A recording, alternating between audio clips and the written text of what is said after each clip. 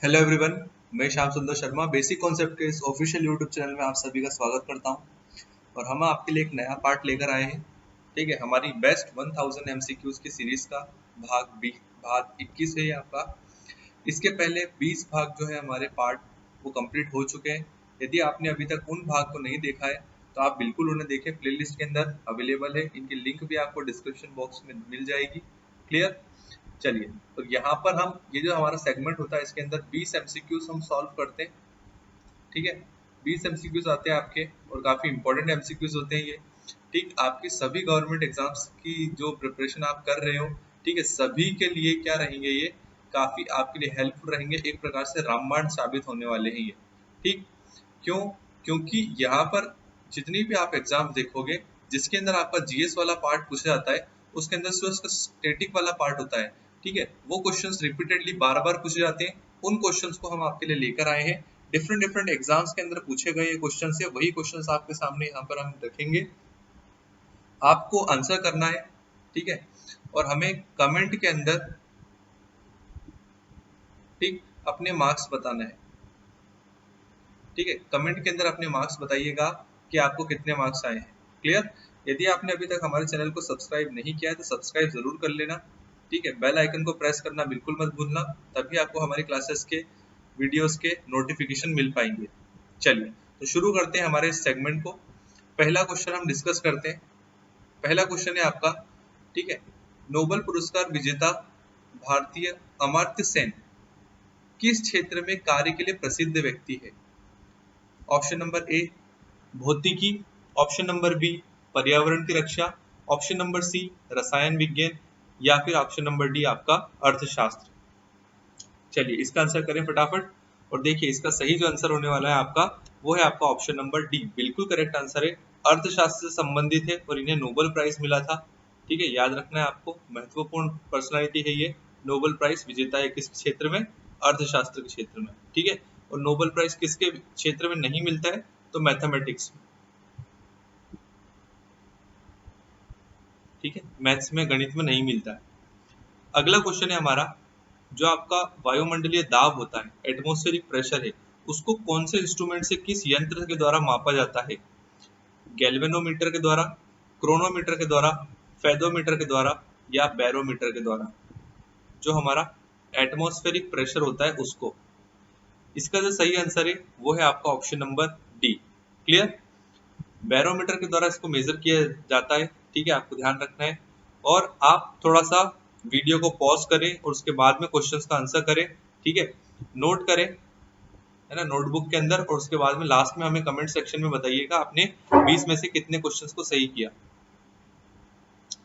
अगला क्वेश्चन है आपका, दादा के नाम से किसे जाना जाता है? उधम सिंह, मेजर ध्यानचंद, रूप सिंह, या इनमें से कोई भी नहीं? दादा किन्हें कहा जाता है? दादा। तो इसका सही जो आंसर है वो है आपका ऑप्शन नंबर बी। ठीक है, मेजर ध्यानचंद, हॉकी के जादूगर भी इनको कहते हैं।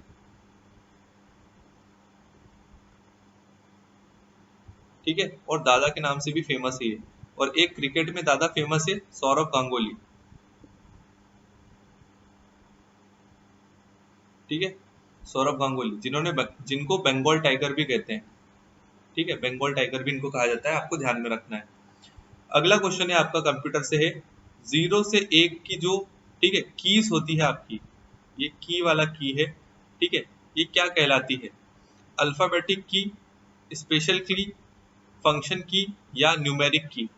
चलिए, काफी आसान सा क्वेश्चन है ये आपका, 0 से 1 तक की। चलिए, तो देखिए, इसका सही जो आंसर है वो है आपका ऑप्शन नंबर डी। ठीक है, 0 से 10 तक होगा ये, 1 नहीं है, 10 तक होगा, एक 0 कम है उसमें। ऑप्शन नंबर इसका डी बिल्कुल करेक्ट आंसर होगा। न्यूमेरिक की इनको कहते हैं, नंबर्स होते हैं आपके 0 से लेकर 10 तक के। ठीक है, चलिए, 9 तक के होते हैं वैसे। चलिए, अगला क्वेश्चन है आपका, भिलावा का प्रयोग किसमें किया जाता है? ठीक है जी, भिलावा एक प्रकार का जो हमारा पौधा है, पेड़ है, उसका प्रयोग किस में किया जाता है? स्याही बनाने में, पेंट बनाने में, उपरोक्त दोनों में, या इनमें से किसी में भी नहीं? चलिए, इसका आंसर कीजिए फटाफट। और देखिए इसका सही जो आंसर है वो है आपका ऑप्शन नंबर सी। ठीक है, उपरोक्त दोनों इसका बिल्कुल करेक्ट आंसर है। ठीक, स्याही में और पेंट दोनों में इसका प्रयोग किया जाता है।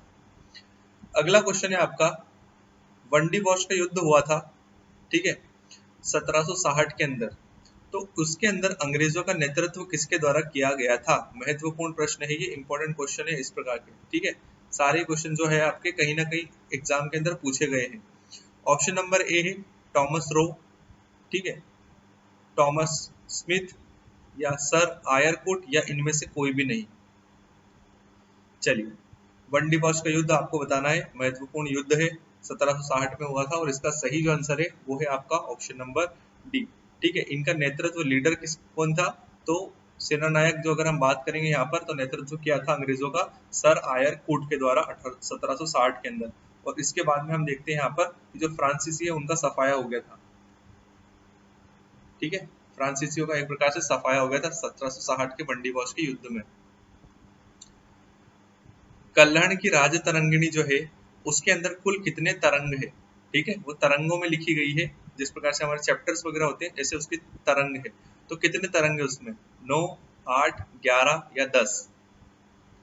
चलिए इसका आंसर कीजिए फटाफट। राज तरंगिणी के अंदर कितने तरंग है? इसका सही जो आंसर है वो है आपका ऑप्शन नंबर बी। ठीक है, 8 तरंग है। और इससे हमें किसके बारे में? तो कश्मीर के इतिहास के बारे में जानकारी मिलती है।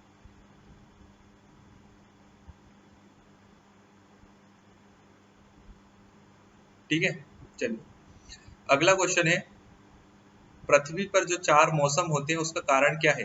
पृथ्वी की वार्षिक गति, पृथ्वी का अक्ष पर झुकाव या पृथ्वी के अक्ष के 66 ठीक है 66.5 डिग्री झुकी होने के कारण या उपरोक्त सभी? चलिए इसका आंसर कीजिए फटाफट। देखिए इसका सही जो आंसर है वो है आपका ऑप्शन नंबर डी, उपरोक्त सभी होगा। ठीक है, तो हम देखते हैं यहाँ पर कि सूरज के रिस्पेक्ट में पृथ्वी की 4 स्थितियों के बारे में हम देखते हैं यहाँ पर। ठीक है, तो इसके आधार पर आप देखोगे, ठीक है, तो हम मौसम परिवर्तन हमको यहाँ पर देखने को मिलते हैं। क्लियर? तो इसके अंदर अर्थ का जो झुकाव है वो भी इंपॉर्टेंट होता है, और साथ ही के अंदर ठीक है जो इसका वार्षिक गति होती है, मूवमेंट जो होता है इसका, वो भी है। तो दोनों प्रकार से आपका अक्ष का झुकाव जो है, तो यहाँ पर 66 डिग्री है और यहाँ पर अगर हम बात करें तो ये 23.5 डिग्री की बात की जा रही है। ठीक है, तो किस प्रकार से इसका झुकाव होता है तो आपको याद रखना है। तो 23.5 डिग्री ये आपका जो नॉर्मल होता है लंब, उसके आधार पर हम बात करें, ठीक है, तो 23.5 डिग्री है। और तल के आधार पर अगर हम बात करेंगे तो ये आपका कितना होता है? 66.5 डिग्री होता है। क्लियर? तो दोनों आपको क्लियर रखना है। ठीक है, अगला क्वेश्चन है आपका, कौन सा क्रिकेटर खिलाड़ी जो है वो रावलपिंडी एक्सप्रेस के नाम से जाना जाता है? ठीक है, मोहम्मद अजरुद्दीन, वसीम अकरम, जवागल श्रीनाथ या शोहेब अख्तर? चलिए, तो काफी आसान सा क्वेश्चन है ये, काफी फेमस प्लेयर है। ठीक है, और इसका सही जो आंसर है वो है आपका ऑप्शन नंबर डी। ठीक, पाकिस्तान के पूर्व तेज गेंदबाज शोहेब अख्तर, इनको रावलपिंडी एक्सप्रेस के नाम से ठीक है जाना जाता है। आपको ध्यान रखना है, महत्वपूर्ण प्रश्न है ये भी। अगला प्रश्न है आपका, ठीक है, तो एक महान बास्केटबॉल खिलाड़ी, उनका नाम था कोबी ब्रायंट, इनका निधन हो गया एक्सीडेंट के अंदर, तो उनका संबंध किस देश से था? वह किस देश के थे? तो इसका ऑप्शन है फ्रांस, जर्मनी, अमेरिका या पोलैंड। किस देश के ये बास्केटबॉल खिलाड़ी थे और काफी फेमस खिलाड़ी थे? ठीक है, इसका सही जो आंसर है वो है आपका ऑप्शन नंबर सी, अमेरिका के अंदर बास्केटबॉल प्लेयर थे। आपको ध्यान रखना है। ठीक है, महत्वपूर्ण क्वेश्चन है। अगला क्वेश्चन है आपका, विश्व स्वास्थ्य संगठन का मुख्यालय कहाँ स्थित है? विश्व स्वास्थ्य संगठन का मुख्यालय बताना है, लंदन, जेनेवा, पेरिस या वॉशिंगटन? तो देखिए इसका सही जो आंसर है, और काफी बार पूछा जाने वाला क्वेश्चन है, जितने भी आपके यूएन के जो हेडक्वार्टर्स है, जो उनके ऑर्गन्स है, जितने भी इसके ऑर्गेनाइजेशन वगैरह है, सभी के आपको हेडक्वार्टर को याद रखना है। ठीक है, जितने भी हमारे इंटरनेशनल जो ऑर्गेनाइजेशंस वगैरह हो गए, सभी के हेडक्वार्टर, उनके समिट्स वगैरह आपको याद रखना है। इसका सही जो आंसर है वो है आपका ऑप्शन नंबर बी, जेनेवा इसका बिल्कुल करेक्ट आंसर है। ठीक है, जेनेवा के अंदर विश्व स्वास्थ्य संगठन का क्या है? मुख्यालय है, WHO का, वर्ल्ड हेल्थ ऑर्गेनाइजेशन। ठीक है, चलिए अगला क्वेश्चन है, इस प्रकार की जो आपकी कीज होती है, ठीक है, ये किस श्रेणी के अंदर आती है, कौन सी सीरीज के अंदर अगर हम बात करें तो आती है? लॉजिकल की बोलते हैं इनको, स्पेशल की बोलते हैं, फंक्शन की बोलते हैं, या न्यूमेरिक की बोलते हैं? चलिए इसका आंसर कीजिए, ये भी आपका कंप्यूटर का महत्वपूर्ण क्वेश्चन है।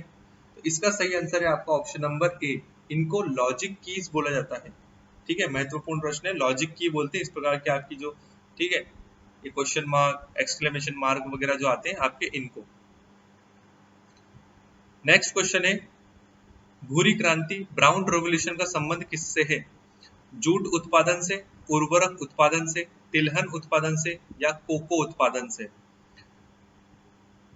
ब्राउन रेवोल्यूशन या भूरी क्रांति का इसका संबंध जो है आपको बताना है। देखिए इसका सही जो आंसर है वो है आपका ऑप्शन नंबर बी, बिल्कुल करेक्ट आंसर है। ब्राउन रेवोल्यूशन जो है आपका किससे, उर्वरक फर्टिलाइजर से संबंधित है, महत्वपूर्ण है, ध्यान रखिएगा। ठीक है, जितनी भी क्रांतियां हैं सभी आपको याद रखना है, गोल क्रांति हो गई, हरित क्रांति हो गई, नीली क्रांति है, पीली क्रांति है, काली क्रांति है, सभी आपको ध्यान में रखना है, महत्वपूर्ण प्रश्न होते हैं। भारत के अंदर पाए जाने वाला एकमात्र कपी, ठीक है, कौन सा है? गोरिल्ला, चिंपांजी, ठीक है, ओरांगुटान, या हुलॉक गिबन? चलिए इसका आंसर करें फटाफट, क्या होगा इसका सही आंसर? देखिए इसका सही जो आंसर है बिल्कुल करेक्ट वाला, वो है आपका ऑप्शन नंबर डी। ठीक, तो हुलॉक गिबन जो है आपका, ठीक है, भारत के अंदर पाए जाने वाला एकमात्र कपी है, और ये आपका असम वगैरह के अंदर पाया जाता है। ठीक है, चलिए अगला प्रश्न है, ऑपरेटिंग सिस्टम जो है वो किस किस्म का सॉफ्टवेयर है, किस प्रकार का सॉफ्टवेयर है वो? एक एप्लीकेशन सॉफ्टवेयर है, एक सिस्टम सॉफ्टवेयर है, एक इंटरेक्टिव सॉफ्टवेयर है, या एक एक्टिव सॉफ्टवेयर है? ऑपरेटिंग सिस्टम, ओएस जिसको शॉर्ट फॉर्म में कहा जाता है, किस प्रकार का सॉफ्टवेयर है वो? इसका सही जो आंसर है वो है आपका option number B, system software है वो। क्लियर, याद रखना महत्वपूर्ण है। ठीक है, चलिए संविधान सभा की पहली बैठक कब हुई थी? 9 नवंबर 1946, 9 जनवरी 1946, 15 दिसंबर 1946, या 9 दिसंबर 1946? संविधान सभा की पहली बैठक। और देखिए इसका सही जो आंसर है वो है आपका ऑप्शन नंबर डी, बिल्कुल करेक्ट आंसर है। ठीक है, 9 दिसंबर 1946 को पहली बैठक हुई थी हमारी कॉन्स्टिट्यूशनल, ठीक है, जो आपकी ड्राफ्टिंग कमेटी थी उसकी, या हमारा, ठीक है, संविधान सभा की। अगला प्रश्न है, विश्व के अंदर सबसे बड़ा जीवित पक्षी कौन सा है? शतुरमुर्ग, केसोवरी, ठीक है, एल्बेट्रॉस, या एलिफेंट बर्ड? सबसे बड़ा जीवित पक्षी, तो इसका सही जो आंसर है, काफी आसान सा क्वेश्चन था ये, ठीक है, पर आसान से क्वेश्चन भी पूछे जाते हैं, बिल्कुल पूछे जाते हैं। ठीक है, ऑप्शन नंबर ए शतुरमुर्ग जो है, ठीक है, वो सबसे बड़ा आपका जीवित पक्षी है। ठीक है, पक्षी पूछा गया स्पेसिफिक। निम्नलिखित में से एक प्राणी को किसान का मित्र कहा जाता है, वह क्या है? चींटी, केचुआ, मधुमक्खी, या तितली? किसान का मित्र किसको कहते हैं? इसका सही जो आंसर है वो है आपका ऑप्शन नंबर बी, काफी हेल्पफुल होता है ये। ठीक है, जमीन की जो उर्वरा शक्ति होती है उसको बढ़ाने के अंदर काफी इसकी मदद करते हैं। ठीक है, तो इस प्रकार से इसको कहा जाता है किसान का मित्र कहते हैं, किसको? केचुए को। क्लियर, चलिए अगला प्रश्न है हमारा, ओणम कहाँ का लोकप्रिय त्योहार है? ओणम आंध्र प्रदेश, कर्नाटक, केरल, या तमिलनाडु? चलिए ओणम जो है कहाँ का लोकप्रिय त्योहार है? इसका सही जो आंसर है वो है आपका ऑप्शन नंबर सी। ठीक है, बिल्कुल करेक्ट आंसर है, केरल राज्य जो है, ठीक, उसके अंदर काफी धूमधाम से मनाया जाने वाला हमारा दक्षिण भारत का एक त्योहार है ओणम। गुप्त संवत की स्थापना किसने की थी? चंद्रगुप्त प्रथम ने, श्रीगुप्त ने, चंद्रगुप्त द्वितीय ने, या घटोत्कच के द्वारा? ठीक है, गुप्त संवत, इसका सही जो आंसर है वो है आपका ऑप्शन नंबर ए, बिल्कुल करेक्ट आंसर है, चंद्रगुप्त प्रथम जो थे उनके द्वारा की गई थी। ठीक है, गुप्त संवत की स्थापना जब इनका राज्यरोहण हुआ था। ठीक है, तब। क्लियर, चलिए तो इस प्रकार से हमारा आज का सेगमेंट होता है कंप्लीट। ठीक, तो 20 क्वेश्चंस हमने आज के सेगमेंट में भी डिस्कस किए हैं। ये हमारा पार्ट 21 कंप्लीट होता है यहाँ पर। ठीक है, आगे के भाग भी आपके आते रहेंगे। क्लियर, हमसे फेसबुक पे, इंस्टाग्राम पे और टेलीग्राम पे जुड़ने के लिए आपको लिंक डिस्क्रिप्शन बॉक्स में दी गई है हमारे सभी, ठीक है, साइट्स की। तो आप यहाँ पर हमारे साथ ज्वाइन करें। यदि आपको ये सेगमेंट पसंद आता है तो लाइक ज़रूर करें, शेयर करें अपने दोस्तों के साथ और सब्सक्राइब करना ना भूलें, ठीक है। बेल आइकन को प्रेस कर दीजिएगा, तभी आपको सारे वीडियोस के नोटिफिकेशन प्राप्त होंगे। क्लियर? कमेंट के अंदर बताइएगा कि आपको कितने मार्क्स आते हैं, ठीक है, 20 के अंदर से आपको कितने मार्क्स आए वो हमें लिखकर बताइएगा। और आपके जो भी फीडबैक, सजेशन वगैरह भी हो सकता है, ठीक है, वो भी आप हमें कमेंट के अंदर बिल्कुल लिखकर बताइए कि आपको हमारा सेगमेंट किस प्रकार से पसंद आ रहा है। क्लियर? चलिए, तो मिलते हैं फिर अगले सेगमेंट में। Thank you for watching everyone. जय हिंद।